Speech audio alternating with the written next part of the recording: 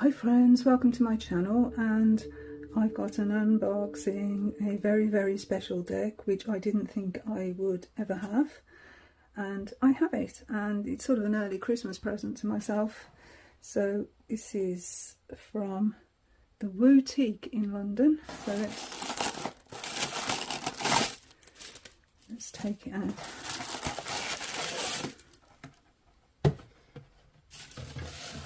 The box. Okay, I haven't unwrapped it or anything, so let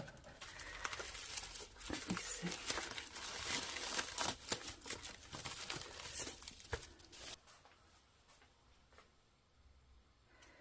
Alright, so it's in, like I say, it's from the Boutique, and it's in some purple tissue paper, so let's take that off.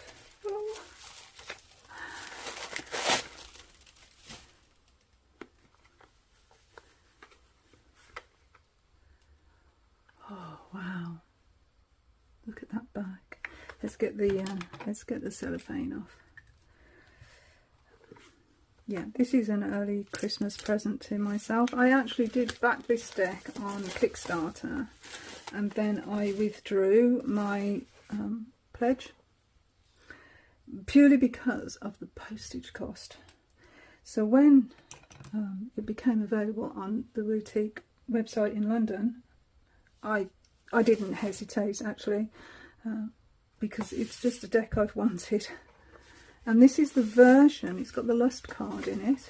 If you don't know about this deck, there's been a few iterations of it, but this is, I think, the third iteration.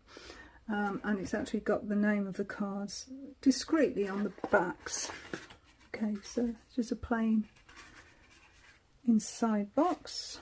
It's got a very small guidebook, which I think actually only goes into the major cards, and then just tiny little information about the minors. It's a collage deck. We've got full colour image of each of the majors and a write-up. Yeah. Now, so many people have raved about this deck. There's been controversy over it. I love a good controversy.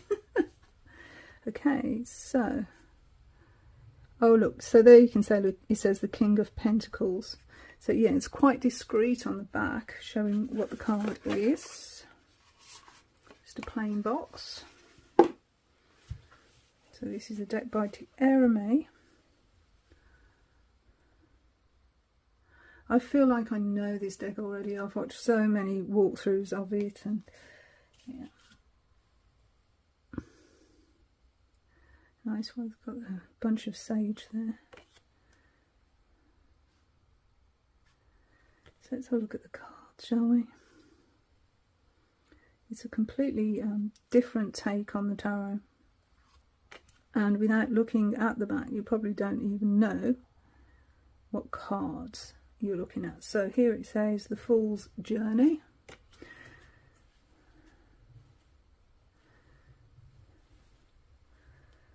So yeah, as a collage deck, there's a lot here to look at, and I think the way that this deck would work is by putting symbols together. So whatever it is that draws your eye at the time is the symbol that you read. I think that's the way it goes.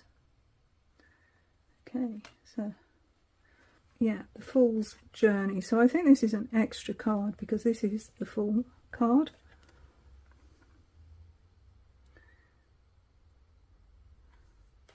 Interesting.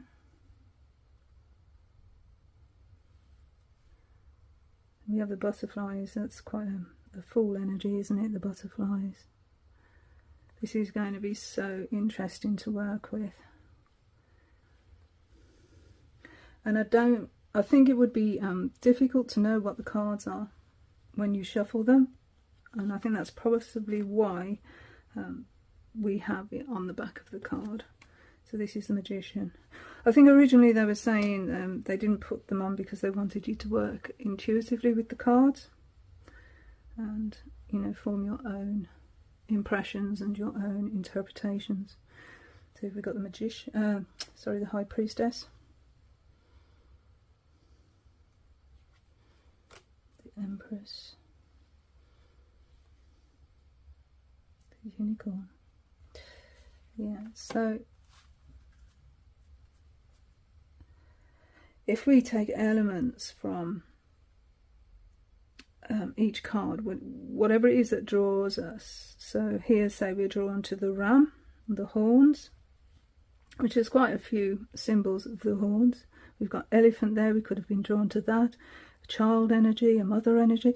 You know, we could, I think each time, this is the Emperor, each time we have a combination of cards, it would be those elements that actually draw us. So here we've got some horns going down and horns going up. Maybe horns is something that we're drawn to on that card. Here we've got like butterflies, we've got butterflies there, so maybe that's the energy that we're drawn to.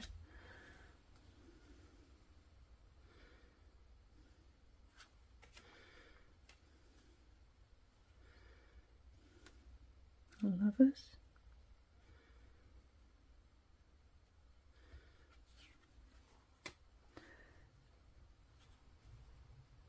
It's truly a unique deck, isn't it? I mean, this is the Chariot. We've got a Cancer crab up here. It really is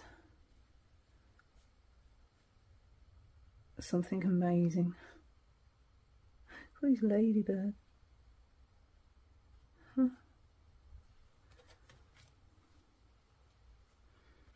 Here we've got the extra card, the Lust card, as opposed to Strength. So I'm glad I've got this version with the Lust card in it. Hermit looks very pensive there, doesn't he? The Wheel of Fortune.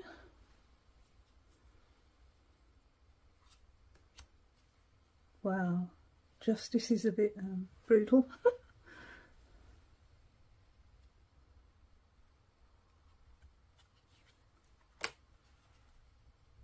And one.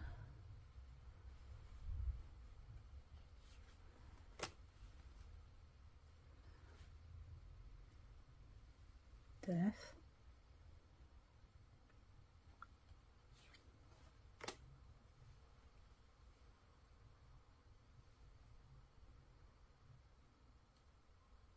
That is beautiful. Beautiful Temperance card.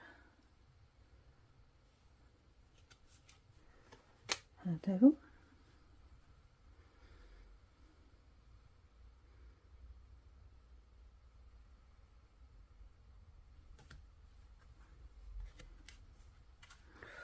Ooh, the Tower. There's a lot of religious iconography. There's a lot of mythical iconography as well. So it's a beautiful star image, even though I'm not seeing stars there. I'm seeing a moon. So I think you could easily think, oh, this is the moon card, but actually it's a star card. So it's helpful to have those little hints on the back of the card. I think we need them. Here I can see sort of a Klimt image, Gustav Klimt, but also we've got an Egyptian eye. That we've got so many little images to work off of. You could really refresh, I think, your tarot practice. Really refresh it. So indeed, here we do have the moon.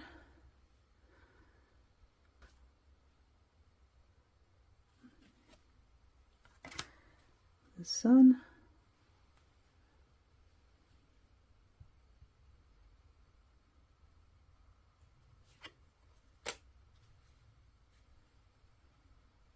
Gosh. Got a lot of Egyptian iconography as well. So many different influences here. Look at this, the sea, all these bodies. That reminds me of a Japanese artist. And we got this that looks quite 70s. Oh dear. That was Judgment, and now we have the World.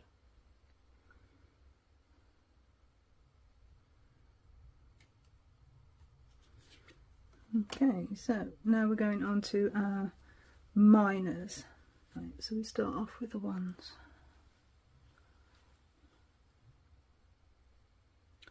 The ace.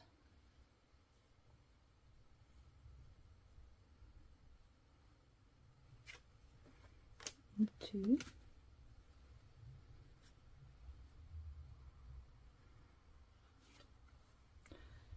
3. Ward off the evil eye, like that. 4.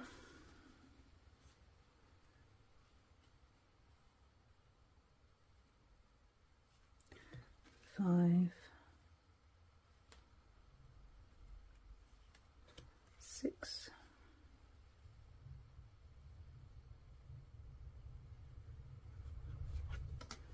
7.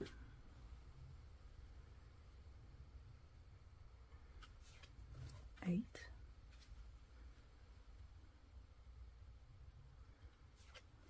9.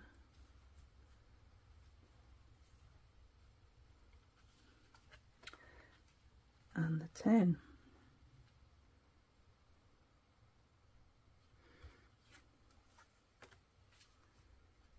Onto the courts. Okay, I'm just looking in the book. So we go princess, knight, queen and king. So we have the princess. Oh, the knight. raring to go. Queen, the cat. Brilliant. And our king.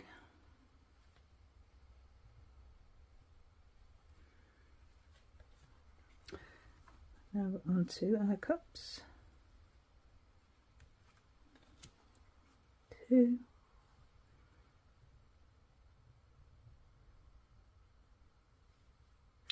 In some Indian iconography there.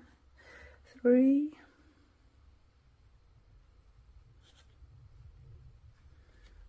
4.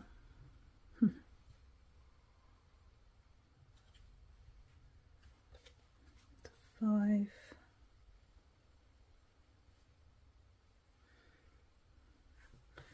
6.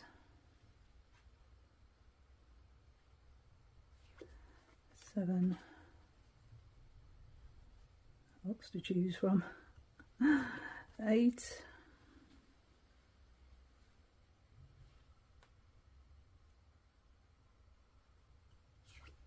9.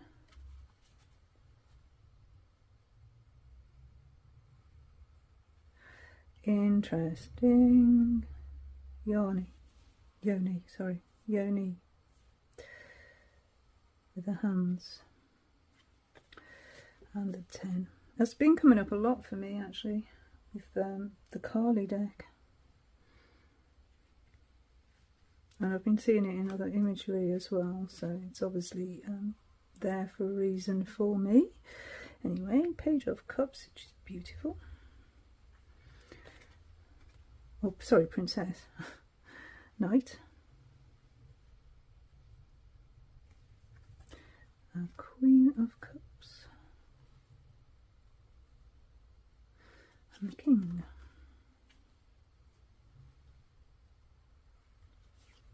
Okay, sword suit. Ace. 2.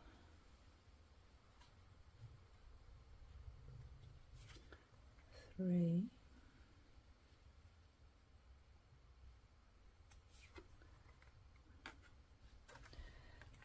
'Wound in the side, not the heart there. 4.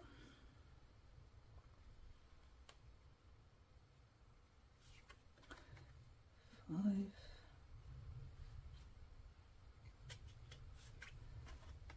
6.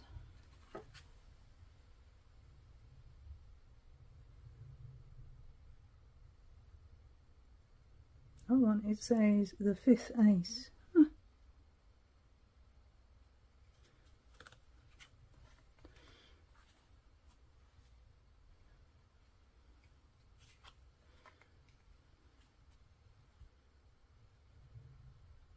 8.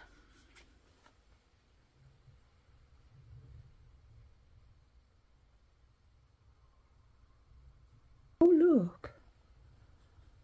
Oh wow! We've got some Picasso. 9.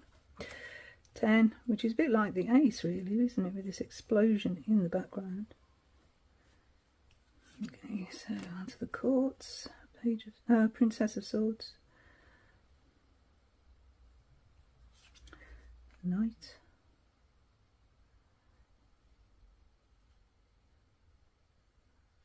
bit static for a knight, Queen,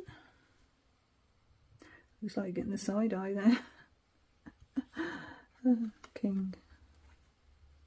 Wow, this bird. Okay, and then we're on to our pentacles. So ace, the 2,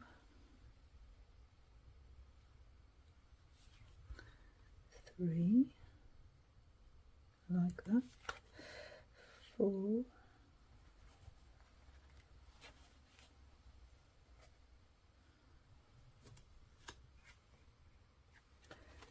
5,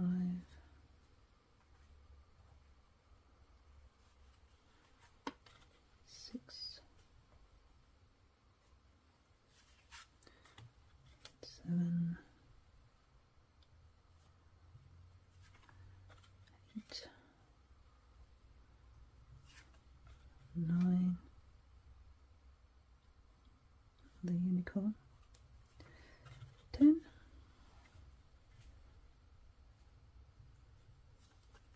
and then the pages, the court, sorry, getting lost in the imagery, a princess,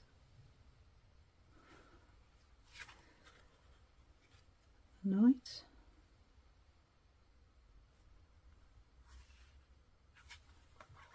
that's cool, reminds me of the Moors, you know, Dartmoor, Bodmin Moor. Okay, Queen, and the King of Pentacles. So that's the deck. Okay.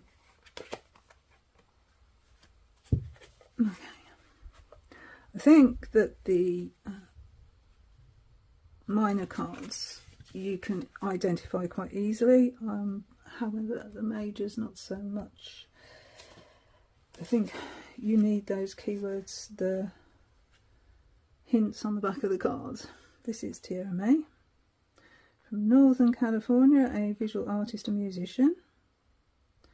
So the art is mythology, folklore and the occult. Wondering what the back of the card is about, but I don't see anything that explains that. So this is the marked edition deck. They acknowledge Pamela Coleman Smith and Lady Frida Harris, so it's both systems. So I think the best thing we can do here, oh this is interesting. I was going to say, if you look at 3 cards, you know, a major, a minor and a court card. But I've just noticed here on the Fool's Journey, it says about identifying cards. So this is this extra card here. This one. And it says, cards that intensify the energy is the Fool, the Hermit, the Wheel of Fortune and Death. And the cards that counter it are the Hanged One, the 2 of Swords, 7 of Swords and Destiny. Oh, 7 of Swords, sorry. Yeah. So I wonder if it does that. Ah, look at this, is really cool. It's doing it with each of the majors. So cards that intensify the energy and cards that counter it. That is really good. Really useful. Alrighty.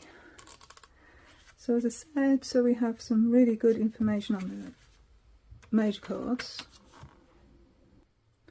And then just a little bit on the minors. Now, interesting, like Suit of Wands, Element Fire, they've got the Season of Spring,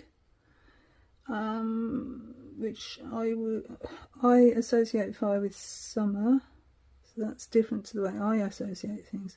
The astrological signs, Aries, Leo, Sagittarius, yes, I agree. And then we've got ethos, which is passion, creativity and ambition. Totally agree with that. Here, in the court cards, we have the Princess of Wands is the Priestess of Fire, the Knight is the Blazing Prince, the Queen, the Lady of the Thrones of Flame, and the King is the Lord of the Flame. King of Cups is Father of Diplomacy. So we've got different energies as well. Here they've assigned water to summer. So yeah, and they've assigned air to autumn and earth to winter. I always assign earth to winter in the Pentacle suit. Anyway, some decks just go their own way, don't they? Which is fine. Got something on here.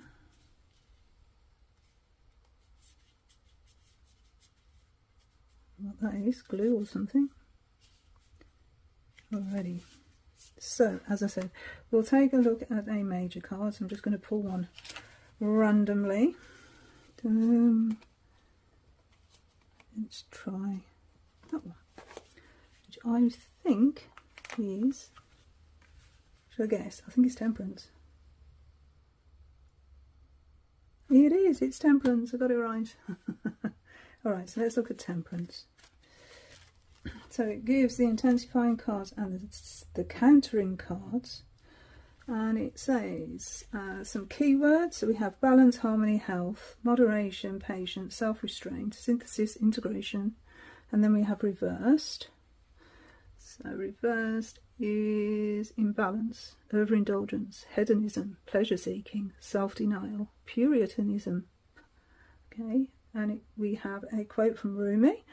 And it says, the middle path is the way to wisdom. The key, 14, which is Temperance number, isn't it? It's number 14 in the major arcana. Key 14 encourages the seekers to take the middle path. The middle way in Buddhism refers to the avoidance of extremes, be it overindulgence or severe asceticism. This card is a reminder to steer clear of risk-taking and find the middle ground. This card depicts an androgynous winged figure with one foot on land and the other in water.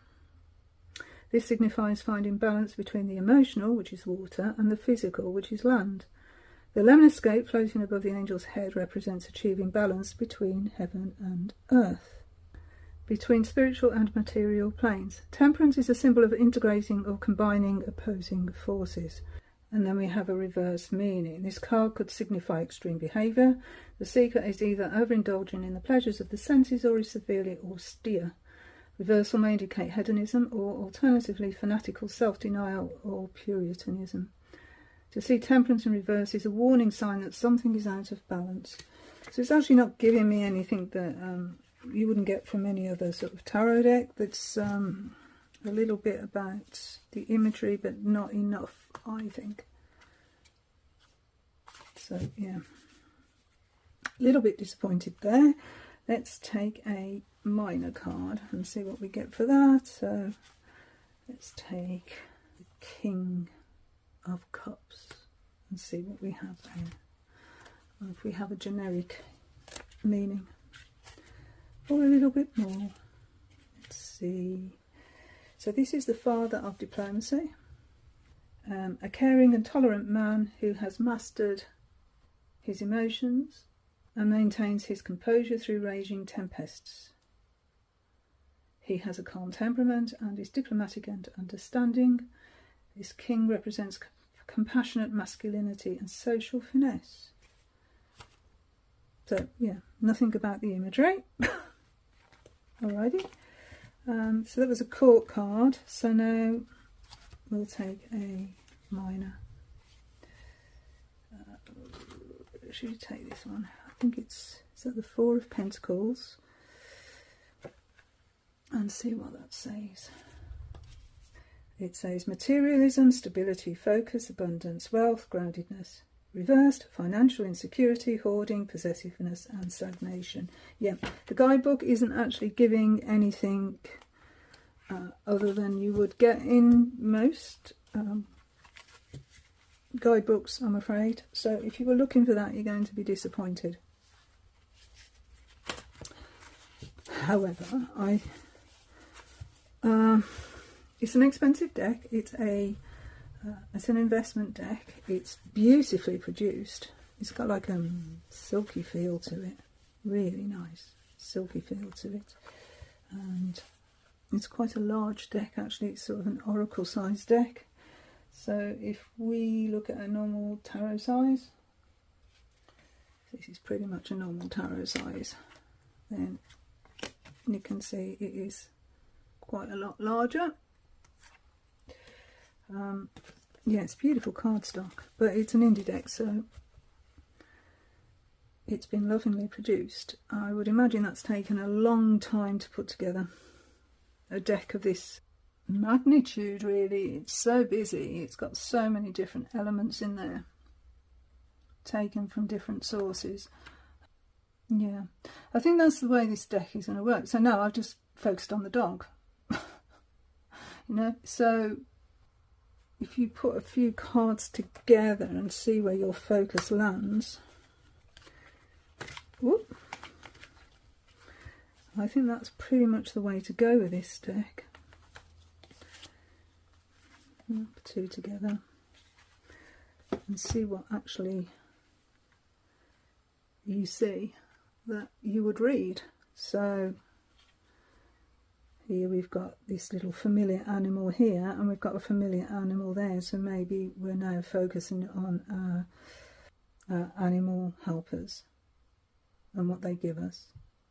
And maybe another time we'll focus on another area of the image, so maybe we'll focus on the landscape here and what that speaks to us about. And we've got landscape here, maybe we look at the woods, or maybe we look at being on top of a mountain. You know, there's lots of different landscapes on this one, on this fall.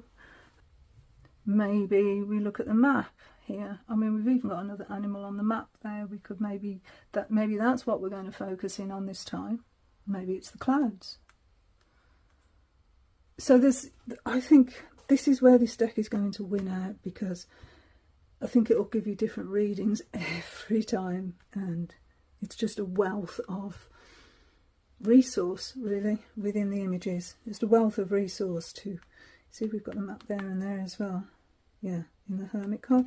So yeah, I think that's the way it's going to actually work for me. Anyway, have you got this deck? Anyone? Have you worked with this deck? How do you work with this deck? Because it's completely different to anything I've got in my collection, completely different. So yeah, I'm going to enjoy playing with this one, I think. Anyway, until the next time, friends, that's my very excited first look at Ritual Tarot by Tierra May, which I bought from the boutique.